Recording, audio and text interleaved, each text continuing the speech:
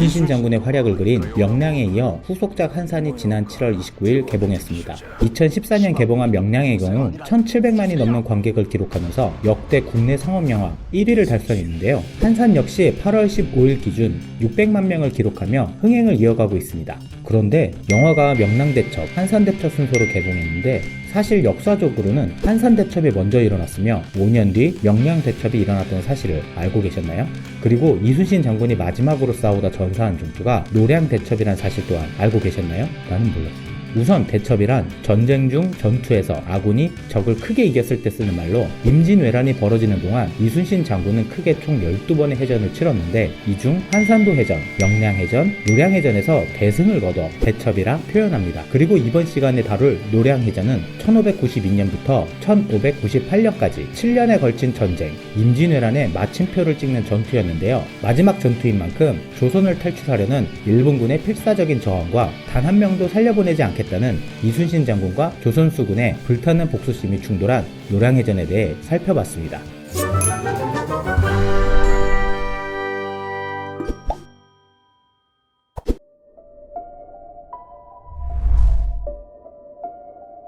일본은 행주산성에서의 대패, 명나라의 참전, 그리고 조선 수군과 잇따른 교전에 패배하면서 전세가 불리해지자 명나라에 휴전을 제안했습니다. 하지만 일본의 휴전 조건이 너무나 터무니없어 명나라는 받아들이지 않았고 일본은 다시 한번 15만 대군을 이끌고 조선을 침공했습니다. 한양을 향해 지상군과 수군의 동시 공격을 계획한 일본군. 하지만 명량에서 이순신 장군이 일본 수군을 상대로 대승을 거두면서 일본군은 해상 보급로가 끊어졌습니다. 게다가 조선과 명의 연합군이 지상을 지키고 있어 더 이상 진격하지도 후퇴하지도 못하는 상황이 이어졌습니다. 결국 일본군은 남해안 지역에 외성을 쌓고 수비에 들어갔습니다. 당시 순천 외교성에는 조선에 최초로 상륙한 일본의 선봉장 고니시 유키나가가 수비하고 있었는데 이순신 장군과 권율 장군 그리고 명나라 군대가 연합해 6차례 공격했지만 함락에 실패했습니다. 이순신 장군은 하는 수 없이 해상 퇴로를 차단하고 고니시의 동태를 감시하는 것으로 만족했습니다. 1598년 8월 18일 일본군의 총수인 도요토미 히데요시가 사망했습니다. 그리고 그 소식이 퍼지자 전쟁의 진절머리가 난 일본 수뇌부는 전쟁을 끝내고 조선에 남겨진 병력을 구출하기 위한 지원군을 계획했습니다. 보급이 끊긴 채 조선에 남겨진 일본군 또한 전의가 꺾일 대로 꺾여 서둘러 전쟁을 끝내고 철군하고 싶은 마음뿐이었습니다. 하지만 이순신 장군은 절대로 일본군을 곱게 돌려보낼 생각이 없었습니다. 살아서 돌아간 일본군은 훗날 재침략의 불씨가 될 수 있으며 또한 7년에 걸쳐 조선을 유린한 대가를 반드시 치러주겠다며 복수심에 불타고 있었습니다.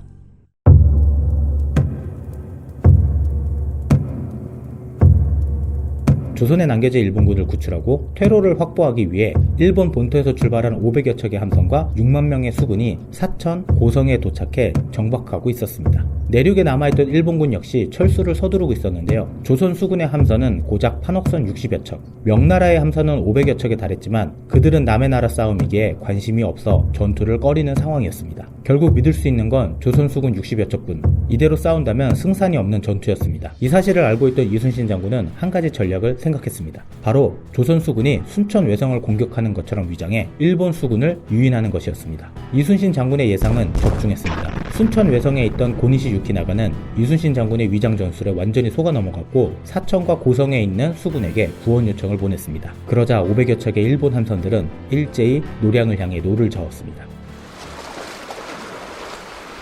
창선도에서 출발한 500척의 일본 함대가 노량 해협에 진입하고 있었습니다.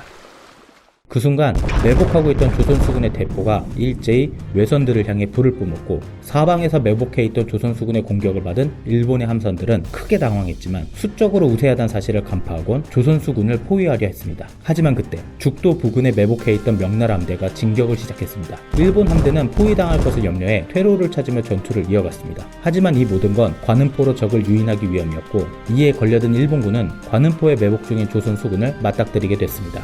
이로써 앞에는 명나라 함대, 좌우에는 조선 함대에 둘러싸인 일본군. 하지만 순천 외성포구에서 고니시의 함대가 도착하면서 전투의 행방은 알 수 없게 되었습니다. 관음포에 갇혀 빠져나갈 방법이 없던 일본군들의 거센 저항 탓인지 지원군의 가세 때문인지 몰라도 전투는 4시간이 흘렀습니다. 전투 결과 일본은 200여 척 이상이 분파되고 150여 척이 파손되면서 이에 폐색이 짙어진 일본군은 남은 150여 척을 이끌고 퇴각하기 시작했습니다.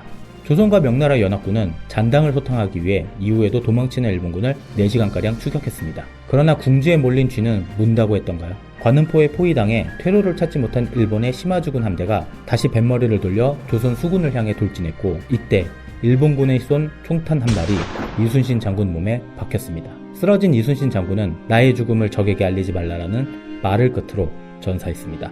결국 이순신 장군은 전사했지만 남은 조선 수군은 도주하던 150척의 일본 함선 중 100여 척을 납포하면서 임진왜란은 막을 내립니다. 이순신 장군은 임진왜란 동안 참가한 크고 작은 모든 전투에서 승전해 62전을 기록하고 있습니다. 기록도 기록이지만 특히 13척의 배로 200여 척과 맞서 싸워 승리한 명량해전은 현대에서도 불가사의한 해전이라고 표현합니다. 또한 조정으로부터 군비나 보급이 끊긴 상황에서 가마솥에 바닷물을 끓여 소금을 만들어 팔아 군비를 확충하고 군량미를 확보한 이순신 장군의 기질은 알아볼수록 대단하는 말뿐이 안 나오는데요. 이 모든 불가능을 가능하게 만든 건 나라를 사랑하는 충의 때문이 아닐까요?